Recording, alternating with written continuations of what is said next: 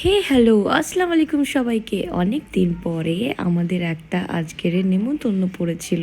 So এখানে আমি ভালোভাবে রেডি হয়ে তারপরে আমরা চলে যাব হচ্ছে শাবনামের বাড়ি, দেন সবাই একসাথে বেরোবো। সো এখানে আমি ভিডিও করে নিচ্ছিলাম একটু, আর গিয়েই গাইস দেখতে পাচ্ছি এখানে মকটেল কাউন্টার, আর ঠান্ডার মধ্যে আমরা এখানে মকটেল ট্রাই করছিলাম।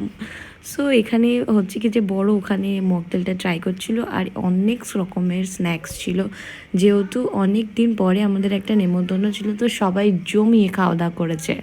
এখানে অনেক রকমের স্ন্যাক্স ছিল, ফ্রেঞ্চ ফ্রাইস ছিল, চিকেনের কিছু ছিল, ফিশের কিছু ছিল, ফুচকা ছিল, দইবড়া ছিল।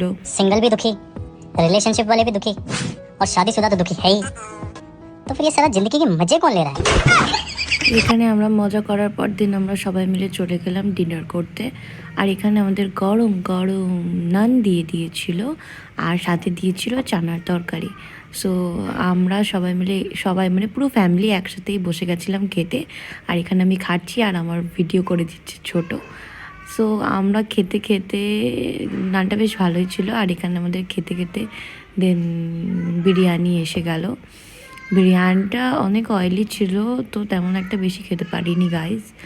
আর হচ্ছে কি যে স্যালাড আমার কম পড়ে গেছিলো, তো আমি স্যালাড চেয়ে নিয়েছি, লঙ্কা চেয়েছি, পুরো আমার পাতে পুরো ভর্তি করে লঙ্কা দিয়েছে। ইদানিং লঙ্কা খেতে খুব বেশিই ভালো লাগছে। আর দেন চাটনি পাঁপড় তো একদম জাস্ট অসাম ছিল।